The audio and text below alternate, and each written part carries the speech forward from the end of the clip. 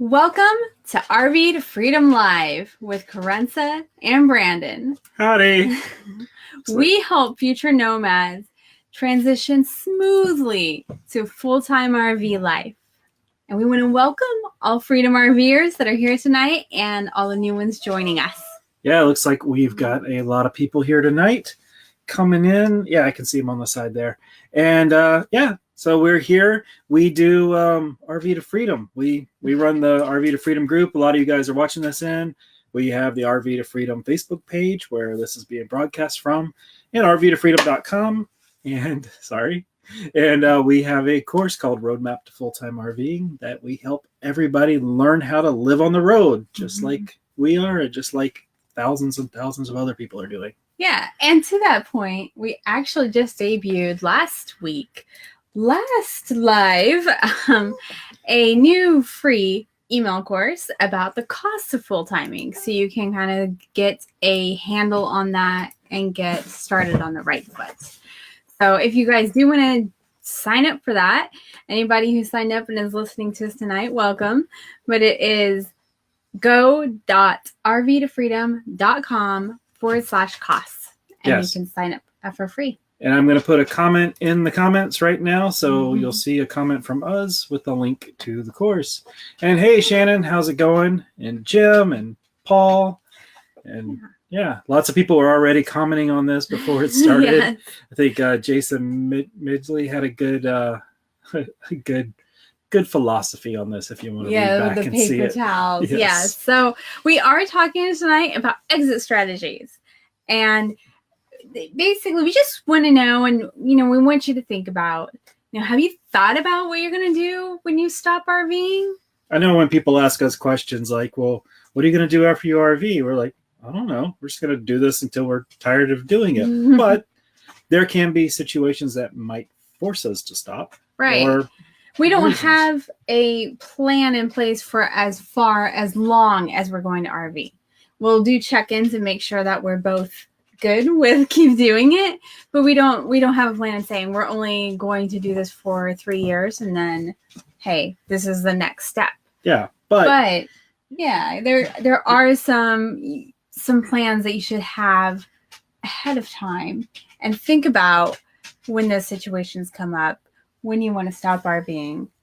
Yeah, and if you've ever heard the saying, life is what happens when you're busy making other plans, that's kind of what we're talking about right now. So, yes, we're going to RV forever, but we do need to think about what if something happens. And while Carenza starts getting you through this, I'm going to make sure we share this into our Facebook group so people in the group can see it as well. Oh, yeah. So if you hear me clicking around on or it not tonight, looking at you, aren't we? that's what I'm doing. Can you go over there and pop up that first header then? Oh, you already have it up. Okay. So why you might stop RVing? Well, the first thing is, what if you just don't like it? I mean, that can happen. You might have grand ideas of what you're going to do, and you get out there and you start going and you find that it's really not your cup of tea, that you're not really enjoying it. And why would you keep doing this crazy kind of life if you don't like it? Yeah, I mean, as much as all the YouTube videos and everything else make it seem awesome, and we do think it's awesome, it's not for everybody. And there's plenty of people we've seen come and go. It just wasn't for them. And sometimes it's just not your thing. And that's the cool thing about this, is you can just kind of not do it if you don't want to do it. So it's as easy as we can say we're going to do it. We can say we don't want to do it anymore. And there's no problem with that. It's your life. You do it the way you want to do it. Absolutely. And in that same kind of vein, but maybe a little different, is what if you just tire of it? So maybe you did like it for a while, for a few years or something like that. But then after a while, it doesn't have the same appeal to you. Yeah. And you might grow tired of it. You kind of don't want to keep traveling anymore. And I can see that too, because a lot of us RVers were kind of a little bit impulsive people, and we just want to go, we want to see, we want to do, and then our taste may change. Yeah. And then all of a sudden we just want to go do something else and see something else or do it a different way. And that's that's kind of an RVer thing. And I think that's what gets a lot of people into this in the first place, is because we don't want to be patient. We don't want to wait until we're told to retire. Right. We want to go now and do it. So, yeah. Hey, Stacy. Yeah, and Bob's here too. Hey.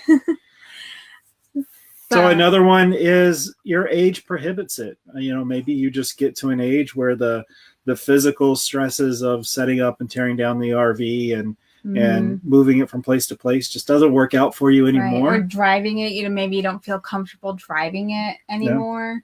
Yeah. And there's a lot of things with it. It's physically demanding in some respects. Yeah. And so it may change, and it may not be that you completely quit, but it may change your style. All of a sudden, I need to find a place that's more permanent or more long-term for me to sit longer. So, yeah. And then kind of along the same lines, but even not even age related, but what if your spouse dies? If you plan to have a partner in this, then all of a sudden you don't have a partner.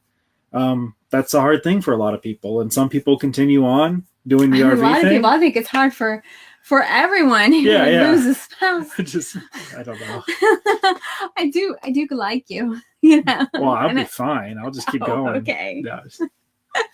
Well, you can see what will happen depending on which one of us goes. But no, it is hard when you, especially if you've gotten into that routine and one of you does certain aspects and the other one does others. One of you maybe drives the most. So if you're left and you all of a sudden you're taking on that driving, maybe it's not what you want to do. Yeah. Or maybe even just simply you want to keep RVing, but this isn't the right RV for just you as a solo now, and then if you're mixed up in your RV and you can't get out of it, that can give you trouble too. So you still even have to think about those kinds of things. Yeah. Say hey to Melinda and Kim and Laura joined us too. And thanks, Kim. These are actually the kind of old glasses, but yeah. Normally she's got contacts. Yeah, I'm not usually wearing them, so hey, that's cool. I told her to take them off, but she said she wouldn't be able to see anything. Yeah, I was like, I'm gonna have to lean in to read comments. Yeah, when guys don't want to see me that close all the time. So another reason that you need to be thinking about an exit strategy is if someone gets sick, you get sick, someone else gets sick, and you can't physically drive the RV, or you need to stay somewhere for treatments, or you have medications that are they're refrigerated or something like that, and you need them monitored. There's a bunch of reasons, and that could be temporary or it could be permanent. Depending on what the illness is or what has happened, even beyond sick, it could be an accident or something that you need to recover from. And, maybe that's months, maybe it's a year or a couple years, or maybe you need to get off the road because you need to deal with this. Yeah. But thinking about that and just even that stopping point, if it's getting treatment and then you're thinking about a year, what are you going to do? You have to kind of just have this in mind that this is something that can happen. And we've known people who we've known people with simple things like broken bones, which were kind of serious and needed physical therapy. So they needed to be in a place for that. And then, people in all walks of life that end up having heart attacks or strokes or cancer, or someone ended up needing dialysis all the time. And those are things where it's, those can be trickier in an RV. And you just don't want to put yourself in a situation where you're having to kind of force the RV thing when you don't need to. And that's kind of what we're talking about with exit strategy is if it's easier to do it a different way, be prepared for that. Right. And hey, Hans and Lisa, I haven't seen you guys in a while. And Dwight brought up the broken bones or something like that. And that's, absolutely. And, that actually one of our RV friends that we know broke her ankle. Yes. She's a solo. She just broke her ankle a couple of days ago, but she has a good friend group. I was thinking back even farther than that. But I'm just thinking a couple of days ago. Yeah, a couple of days ago. And that's going to make it harder on her to drive, especially if it's her driving foot. But she has a good friend group with her, so they'll take care of her. They'll move her RV around if they need to. But we did have another friend who broke her ankle too, and they had to stay in one place for physical therapy. Yep. And things like that happen. Yeah. And then maybe not so down and gloomy. You want to retire. the RV thing is just something you want to do. Maybe you're trying to, I'm going to combine a couple of these, but you're trying to see the country and figure out where you want to retire, or maybe where you want to move to next. And you find a place you just fall in love with. Right. You might have had this plan to retire somewhere, that this was a temporary thing, and you would do it for a few years, and then you wanted to retire in one spot. Mm-hmm. And so you already have that in mind, and you just go ahead and plan for it. Yeah. And then the one other kind of downer, I mean, you mentioned that if you find a place that you want to stay too, which does happen too. Sometimes people fall in love with areas that they're going through. And again, I think we have RV friends that did that too. They were RVing, and really with no goal with the RVing they want to travel, but it wasn't like, I'm going to travel for 3 years and live somewhere. But it wasn't also like they were looking for somewhere to live, but they just kind of along their travels found a place that worked for them and they felt right. And so they bought it. And again, they got a property there. They still have the RV, but maybe they want a different RV now that's not so big or something, so they can get around simpler. And then another one. So let's say this was the downer one that I started to reference. Let's say okay, I'm going to RV forever. I love RVing and I want to RV forever, and I'm always going to RV, and I'm just going to do it till the wheels fall off or I stop driving it, What if that RV becomes unroadworthy? I mean, what if the frame breaks? What if something serious happens that you can't drive that RV anymore? Even if you plan to drive it until the ground, what if it hits the ground before you do? And that's a thing you've also got to plan for. You've got to think about, what happens if this thing breaks on me? And okay, I found You're sorry, my talking. phone thinks I'm talking to it. So there's a lot of reasons that you need to think about it. And another one sort of is, these things aren't houses. They're not going up in value. They're not, there's some repairs you can do, but there's repairs that you can't fix it up at a point. It's just not worth it. Yeah. And it's different, and they're not stationary. They have to be somewhere. And say you put it somewhere where you've got it parked for a long time, and they sell the park out from under you, and now you've got to move it, but it's no longer roadworthy. So these are things you need to think about no matter what the situation is. And worst case scenario, you end up with a lot of extra money you didn't need to spend. Mm-hmm. But best case, you have the money if you need it. So make sure to think about it. Yeah, some of this you might plan for. You might plan that you want to retire in one place, or you're planning to find a new city to live in, and plan to live there or kind of shift to part-time. I think Hans actually even mentioned that. Yeah. Moving to part-time life instead of, so you have a home base. But some of it is not planned. Sometimes accidents and illnesses aren't planned. I mean, we know that saying, the best laid plans. So, things happen, and you should just be prepared for it. Yeah. And the big thing for that is, if you are still in the planning stages of RVing, just plan for this too before you leave. Yeah. Take it into account. You don't have to have all the details set. You don't have to know exactly where you're going to be. Say, I'm going to buy a house in Coral Gables, Florida. Yeah. And this is what I'm doing, and this is exit strategy. But you need to think about it, because there's some stuff you can do to prepare beforehand so that you're not caught in a situation where you need to have this exit strategy and you don't have any. Yeah, ideally, if you're doing the RV thing, you want to do it because you want to do it and not because you have to do it. And if you get a situation where you have to do it because you don't have that exit strategy or that plan in place, all of a sudden the fun's gone. It's kind of a survival mode, and that's not what we're trying to get you into. We want to make sure that you guys are starting off on the right foot, and you're making good decisions up front, and leaving that room for Jello. Yes. Everybody's mentioning our Jello plans. Yeah, we did a video on Jello plans a while back. And we're all about Jello plans. Yeah. We're not hardcore planners, but there's things that you have to have, in your head. And there's some things that you can do. Like, one, if you are selling your house before you go full time, all those profits, the profits from your house, don't put them all into your RV. Save some of that for your exit so that you have that money to live off of, or to do something for your emergency, for your, just exit strategy in a way anyway, so that you're not trying to think about it later and deal with it on the road or when it happens, that you've already kind of set that aside. Right. And that means, if you make $40,000 on your house, don't go buy a $40,000 RV. Maybe buy a $20,000 RV and hold some of that back. If you make $100,000 on your house, buy a $50,000 RV. They're all going to get you there just the same. And it's tough to break that mindset of kind of keeping up with the Joneses. I need my RV to look a certain way. Once you get out here, we don't care. And the people who do care, you don't want to hang out with them anyway. They're not that much fun.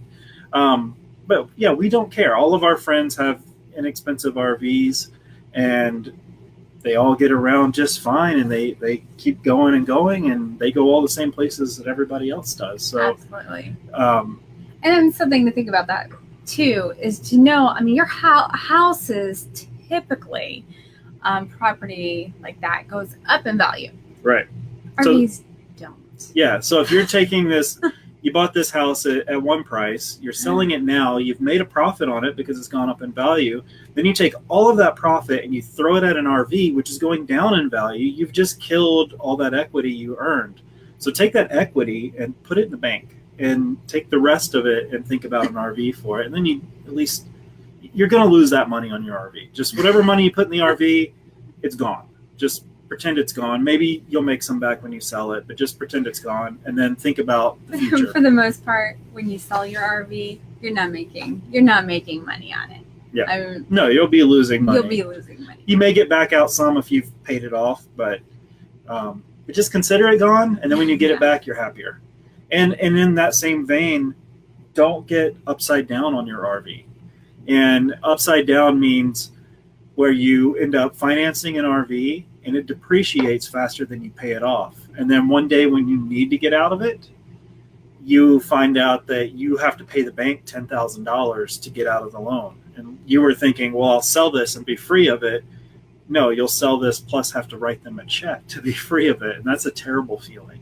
And RVs depreciate terribly fast. Yeah. And so, and don't go looking on RV Trader at the numbers and be like, oh, I could sell it for that. No, you can sell it for 20 to 30% of that number that's on there. That's what the real number is. So, oh yeah, is the air conditioning on? I'll turn it. Okay, Krentz will get it. She's going. Sorry. But yeah, don't get upside down. Really, really, really don't. And Dwight's got, Well, that goes with the saving the money and don't use all your profits. The thing is, so if you sell your house and you're making profit on it, we're saying only use part of that for the RV, and the other part, save it, put it in a money market account or some kind of mutual funds. You can invest it. You can say however you want to save it so that you have that money for a down payment later, or for rent. Like if you need to come off the road for a year, you have money for rent while you're recuperating or something like that. So that you have access to that, and that it's not an issue when you need it.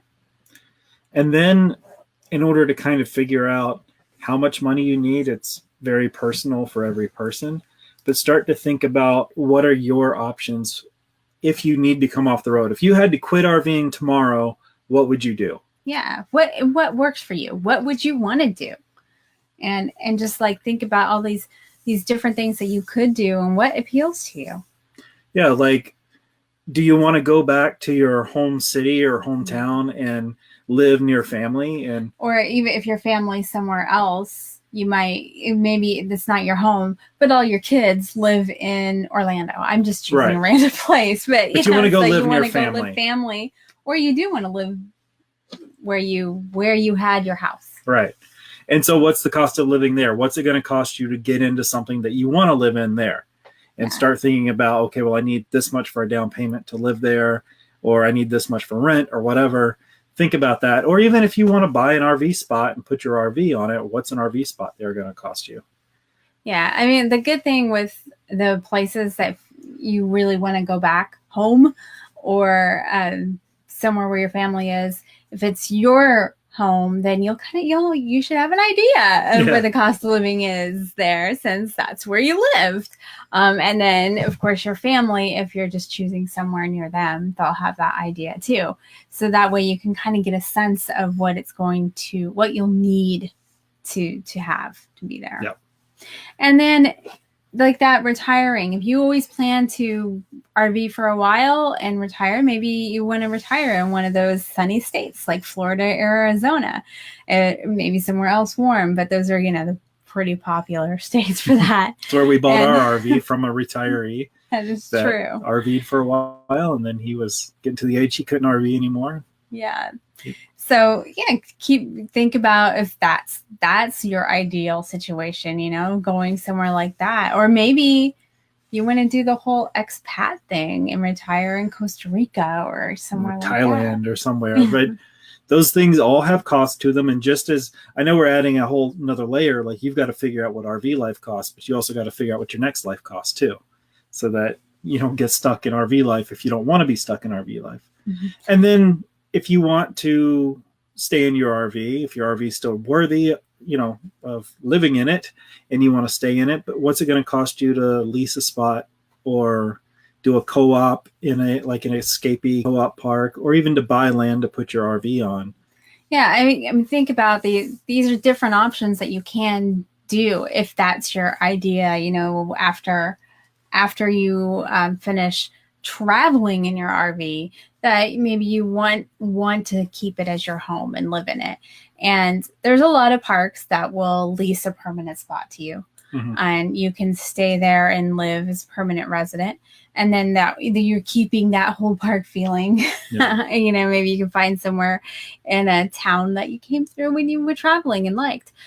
Co-ops. Maybe it was even a park you stayed at before. Right. I mean, that's a good way to test it out. And I would actually do that even maybe before buying or leasing a spot.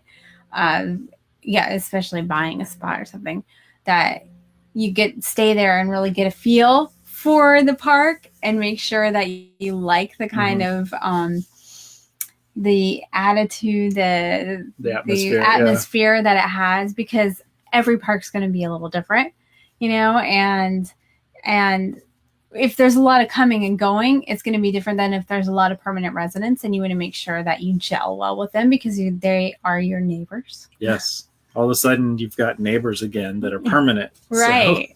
So you can't just drive away from them if you don't like them. And like a co-op park, those are a little different than just leasing a spot. You'll actually have a permanent spot, but it's unusual that you don't own the land. You're actually kind of leasing you have the right to put your RV there. Right, but they own the land. Right. And that's how a lot of spots will be, where someone else owns the land and you're leasing the right to put your RV there. And that's another thing to look for if you were doing that, is look at those contracts and make sure that they own that land for a long time. Because we were in a park in San Diego and there were some mobile home parks around it, and that land was gone. All these people had to get their mobile homes off the land because it was not theirs anymore. And you could tell they'd been there for many, many years and probably weren't expecting that. No, they were not. And I see Bob's actually, they are on the hot list at the Benson co-op, and it's an escapees park co-op. Wow, it sounds like everybody's going there. Yeah, it does seem like everybody's going to Benson. We know a couple other people that are looking at that park too. Yeah. So like they run those. Well, actually, Escapees doesn't run it. It's just members. It's member owned, and that's how they work. So that's kind of an option to look at too.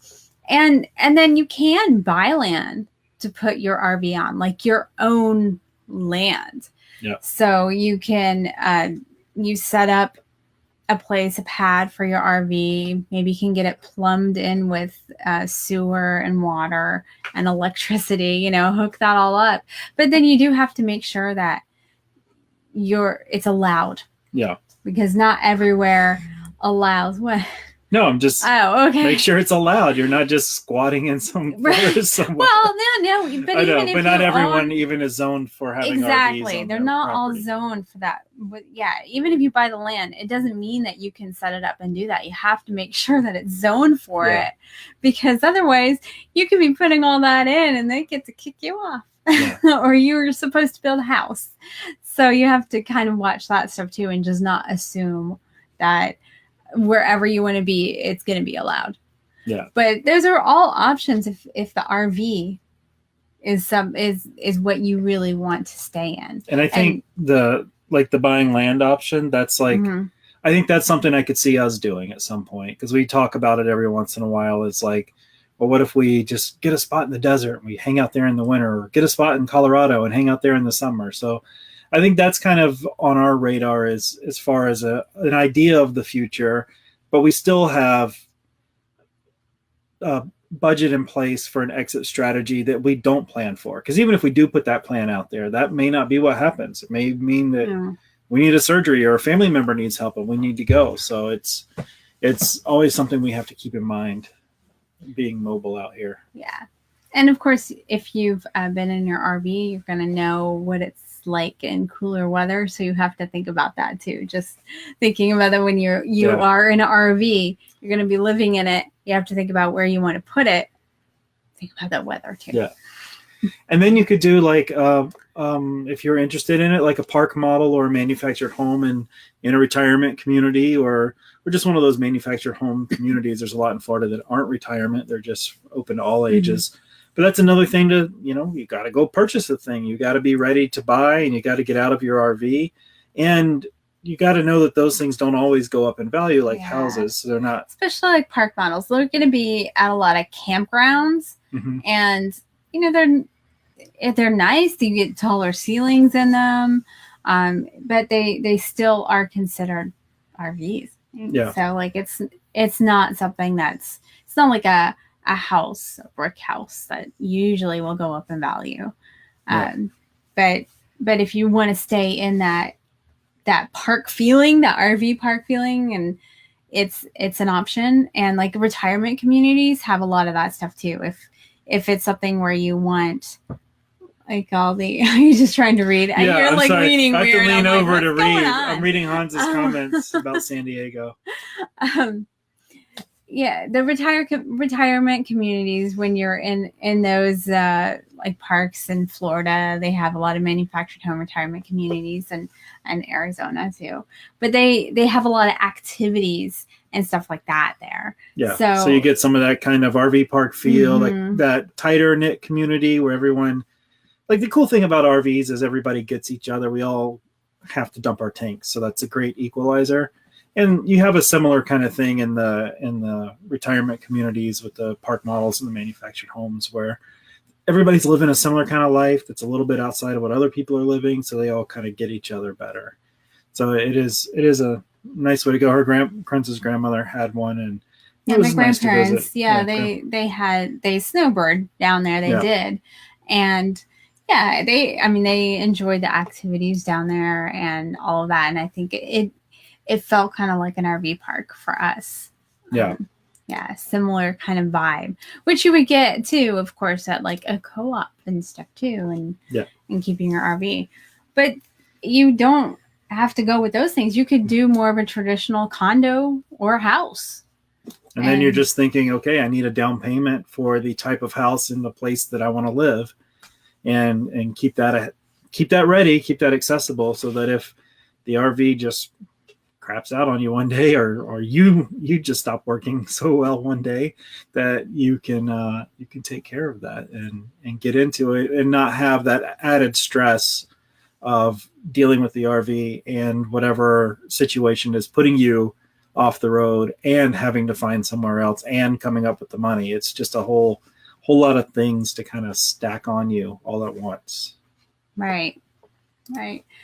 And all of these are just kind of different options to think about, depending on where you are in your life, what interests you, and what you want to do as your next step. And it could be decided for you in a way, depending on if it's you have to come off the road and you need to be near a hospital or something like that. But it could be that you just want to come off the road and settle somewhere else, or maybe part-time, and so maybe you have your land and you just drive your RV on and off of it and go off whenever you want. Who's to say? Yeah. Maybe you want to do it somewhere else for a while. Yeah, or maybe you want to RV in another country. Yeah. Which means it's a big expense of packing all your junk up, getting it to another country, getting an RV over there, RVing, and then having an exit strategy if you actually want to come back to this country, or if you have to because of visas or whatever. Have that exit strategy. So you always got to be thinking one step ahead of the RV, I guess is what we're getting at. It's a fickle little beast. It gets you there, but you've always got to stay ahead of it. If you just get comfortable and complacent, that's where things get, start happening to you that are out of your control. If you stay ahead of it, when it happens, it's not such a big deal. It's like, okay, well, we've planned for this. We have the money. We can take care of it. That's what that's for. And it's not a crisis as much. Right.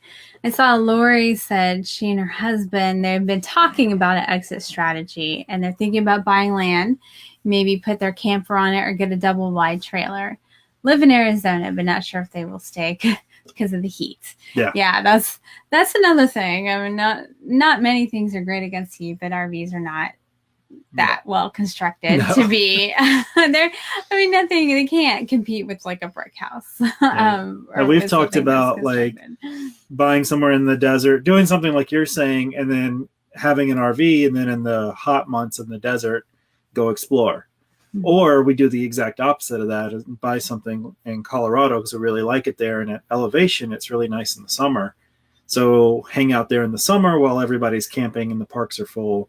And then in the wintertime, RV down to the desert Southwest and move around and stuff like that. So there's all different ways of doing it. And those are the ways we're planning on, not thinking about all the other ways that we could be forced into it. If the RV just stops being an RV, the frame breaks, and insurance and whatever might take care of it, but it's still something we have to be aware of and plan for. Yeah. Just to go back with her, she did mention a place with views, not too close to neighbors, and medical facilities nearby, just in case you need it. And that is something to think about.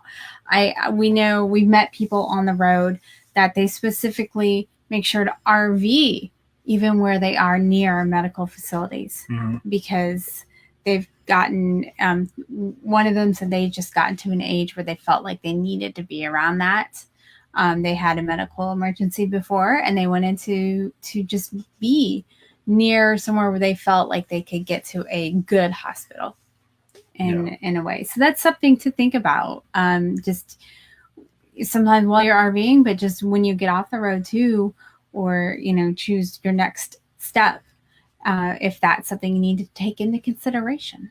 Yes.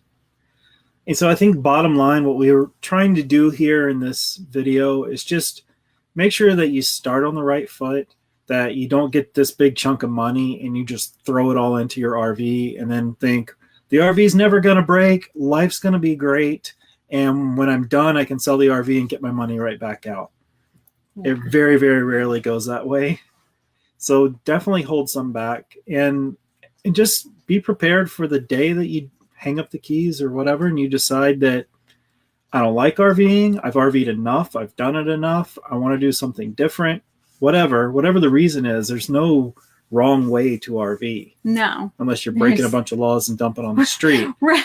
But okay. There are wrong ways to RV. But there's no wrong reason to stop RVing. Whatever your reason is, I don't care. If you liked it yesterday and then tomorrow you don't like it, fine. That's your thing. You do you. And so we want you guys to be prepared for it. And that's part of the reasons we do these videos, but also We have that cost course that we made, so it has a budget worksheet in there, and it starts to get you thinking about the cost of RVing so that you can start to really look at these numbers closely and not just take a bunch of people's advice and say, okay, that sounds good, I can probably do it. And then you go and then get surprised at all the little expenses that start getting to you. So, Yes. yeah. Yeah. And I saw a question a while back from Shannon. Shannon. Yeah, it's up there. She did ask, or what are most full-timers using as their camper? I would say everything. Yeah. And I know that's not a good answer, but it's not what you want to hear, but there are so many different RVs out on the road and full-timers. We know people and everything, and it really depends. We know on people that full-timed in a pop-up camper for 2.5 years.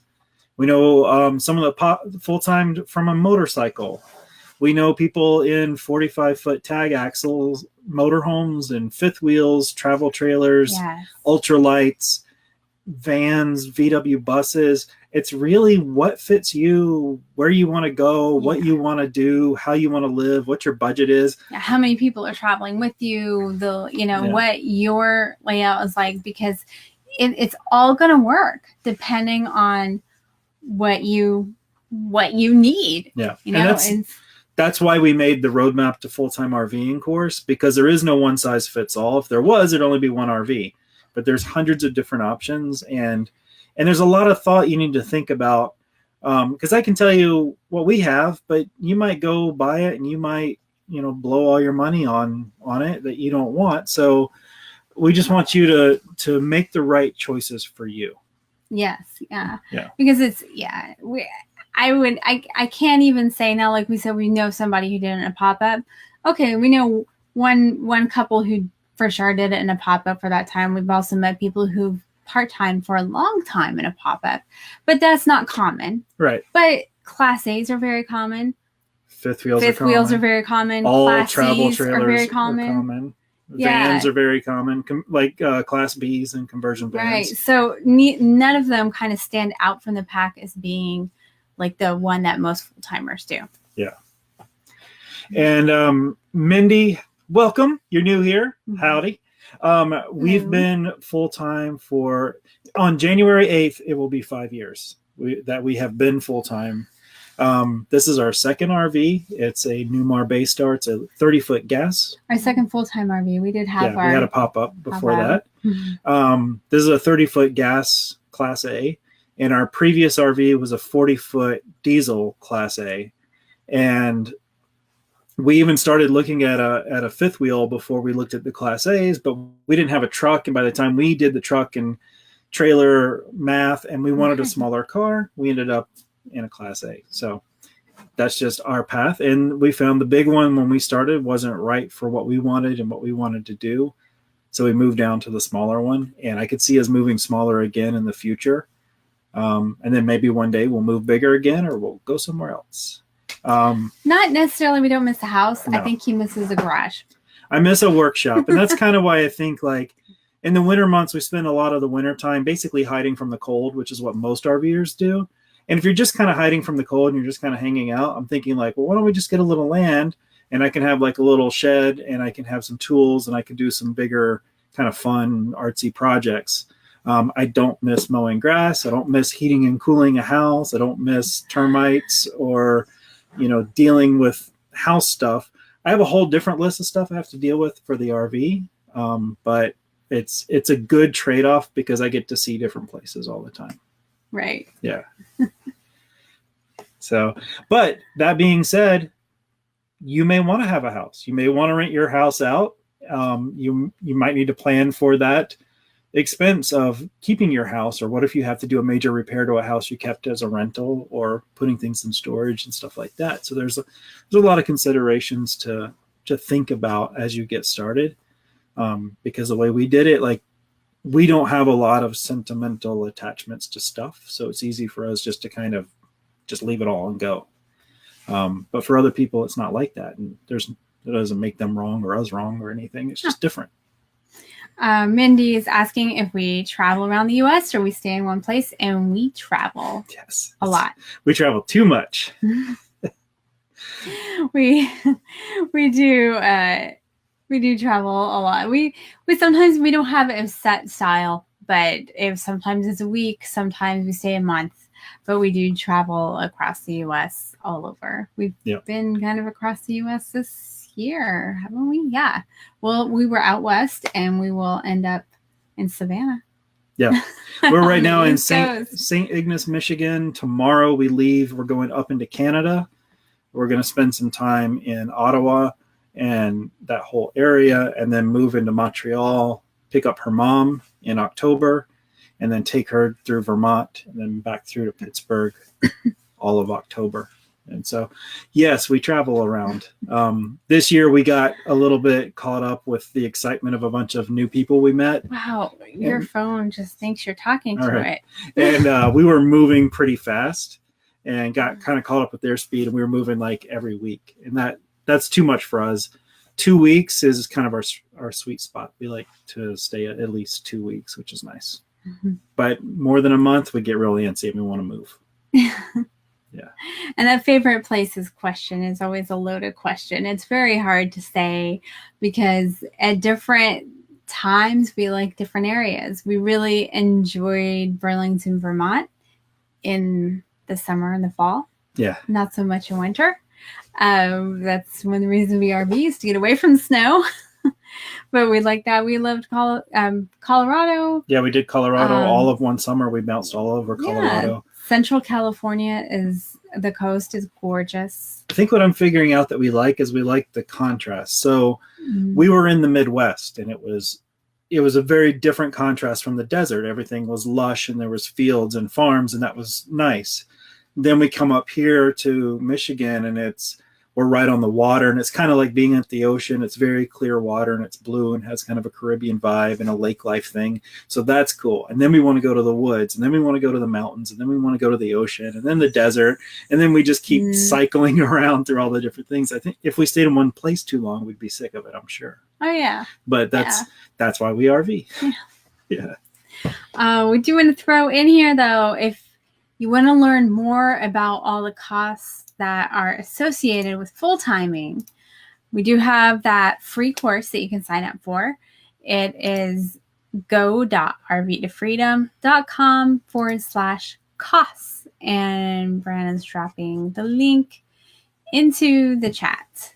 So you guys can sign up for that and learn a little bit more about the costs that you really need to go full-time and what you need to think about when going full-time. And of course, tonight we talked about exit strategies, so you can throw that in there too and think about that. Yeah. Let's throw another thing on you while you're trying to figure all this out. Sorry. But we don't want everything to be flowers and rainbows all the time, because it's not. We do want it to be that, but it's not. Okay, true. I don't really want the other stuff. But it's not. So we want to make sure that people are thinking about RVing from all sides before they get started, so that they get started and don't have any real big surprises. Like, oh yeah, they told us that'll happen. Oh yeah, that happens, whatever, and you can sit on the side of the road and laugh while you're waiting for the guy to come and repair your tire, because your house got tires. It's going to blow and you're going to deal with it. And that's life. Mm-hmm. So yeah, just make sure you're thinking about the future. Even if you think the RV is the last thing you're going to do, still think a little bit ahead of that, because you don't want to get stuck where you have to live in an RV. You want to be where you want to live in an RV. And that's kind of what we're all about here. Yes. Yeah. Yes, absolutely. And Bob, I didn't realize you were a hospice nurse. Bless you, because that's a tough one. Tough job, but needed. Yes. And we've dealt with that stuff, so thank you. I'll say that. And Paul, they're not full time, but they travel 4 months a year, spend a month at a time, but they're always near a hospital due to age. And that's another thing to think about. Hospitals are in cities. Cities are kind of more expensive, so you have to also plan for those kinds of things. Thanks, Charlie. My glasses. Oh. Kind of another thumbs up. Well, I want to wear glasses now. You're getting all the compliments. Well, you could. You just choose not to. Yeah, I know. You do have some in the car. Anyway, yeah, it's been kind of a somber live tonight. Sorry, we're making it all dull. Next week we'll talk about black tanks or something ridiculous. We're actually next week we're having Heath and Alyssa will be on. We're Yes. talking about camper vanning in New Zealand. So That'll be cool. That'll be fun. That'll be fun. Yeah. Kind of a flip on that. So yeah, come hang out next Monday and we won't be so somber and serious. Yeah. We'll have a little bit of fun about going over to New Zealand and taking an RV over there and hanging out. And they got back from there a couple months ago or so, and they had a blast and love it. So we wanted to kind of get the scoop on New Zealand, RV. New Zealand, how to do it. I mean, over we're there doing it and- for selfish reasons, really. We want to see how they did it and do what they did. So yeah. And I see a lot of you guys are looking to get started in 2020. That's right around the corner, and that'll be exciting when you get out here, because it's fun out here. It's, it's still life, and I think we talked about that last week or the week before. It still is regular life, but it's a different kind of regular life, and I like it. Yeah. And some days I don't like it too. but the days I like it far outweigh the days I don't like it. Yeah. Which is the opposite of how it used to be when I was in a cubicle. So, they just drive on the left side. Are we doing any seminars anywhere this winter? We will be doing a talk at the Escapers Annual Bash. And then we're probably going to be having a meetup of our RV to Freedom group, the student group, but you guys can come, whatever, in Florida sometime in January, late January or early February. Yeah. There might be something else on the schedule, but nothing's been finalized yet because there's other stuff going on in the winter. We had to turn something down this fall because it just did not work with our schedule. Too hard of a drive to get to. Yeah. So we always have to make sure it's actually going to work before we can commit and say anything. Yeah, we can't just disappear. Oh, yeah. Let's see. Anything else here? Mindy, we have not been to Alaska in the RV. We were thinking about it this coming summer because a lot of people we know are going, but I don't know. And it's fun to travel and hang out with them. I don't know if we're going to, but we know a lot of people that have been to Alaska. And it looks awesome, but rough on the RV, but doable. See, Blake told me to check out Zenit Optical. Oh. Did you know? I'm sure nobody here knows this. That I actually, before we went RVing for many years, I was actually an eyewear designer. So these are not my design. I chose to get a different pair because I always worked on sunglasses was my thing. So so I got to know the optical business pretty well. Although I've been out of it now for many there's years. All these web-based ones now that are different. It is a little odd to go into a store and see new brands because now I'm so focused on RVing and all about everything with RVing. And it also kind of, I was a watch designer. I designed watches, which were, kind of status symbols. Now you don't need a watch. You wear a watch as a fashion accessory. But RV life, my fashion accessory in RV life are my flip-flops. I don't really need to impress people with a fancy watch or fancy glasses or anything. I don't really care what they think. I just do what I do. And that's kind of how I like it. It's kind of nice. Thanks, Charlie. They made me look younger. Are you? All right. I can't see. Yeah, I can't read that at all. Yeah. I would not have been able to do. But yeah, I could stare at the camera, but I would not have been able to look at the comments today without my glasses. That would have not worked. Yeah, but Mindy, Alaska is also on our bucket list. I don't know if Stacy Quimby's still here, but they did a bit in Alaska, and then they're doing Alaska again this summer. Mm-hmm. So if she's here, you could chat with her in the group. But yeah, we do travel with pets. We have 2 dogs. We did have a cat when we started, along with the 2 dogs. And another cat We adopted found us on the road. along the way, and she's now living in San Diego somewhere. So we had 2 dogs and 2 cats in the RV at one point. Now we just have 2 dogs. Yeah. It's not so bad, but it is a constant fur battle. Yeah. It's just they're constant. shedding right now too. Well, they shed a lot because we go through different climates. We're always and the dogs mixing it up. They blow their coat and they get a thicker coat, and then they blow that coat and they get a thin coat, and then the hair finds its way under the slides, and then when you close the slides and you open them, there's like piles of it everywhere. So it is a battle, but it's all right. They're sort of worth it. I think that Brandon would love to design some cool flip-flops for himself, Bob. Well, I do leather work now too. It's another hobby that I've collected along the way. And I actually have some patterns for flip-flops that I was like, I should make my own, because why not? I mean, somebody can make flip-flops. Why can't I do it? That's right. Yeah. And Mindy, just in case you're wondering, I love pizza. That's our thing. We go from place to place and get pizza, and that's kind of our deal. That's your deal. Yeah, we had pizza for lunch. It was good. It's been a while. It was at least a week since our last pizza. Oh, all right. Man. Oh, guys. Okay, we're gonna pack up so that we can leave in the morning. She says pack up, but what she means is I'm going to go to bed and watch TV. Oh. Because we only have to drive an hour tomorrow. Not too worried about it. So anyway, we have go.rvtofreedom.com/costs. If you want to check out that free cost course, that it's trying to get you in the right mindset, thinking about these things. There is a budget in there that has line items that you'll probably need to think about. That you need to think. You need to know that they are, if you want, in there. But there may be some line items in there you haven't thought about. Oh yeah, because it's not the same as a sticks and bricks, which is your house or your apartment or whatever you're living in that's stationary. For those of you who haven't heard that term yet. Yeah, and so if you want to check that out, there it is. Go.rvtofreedom.com/costs. And we're going to see you guys later. If you're interested and want to check out the course, it's roadmaptofulltimerving.com as well. Whatever. And we'll see you guys in the group.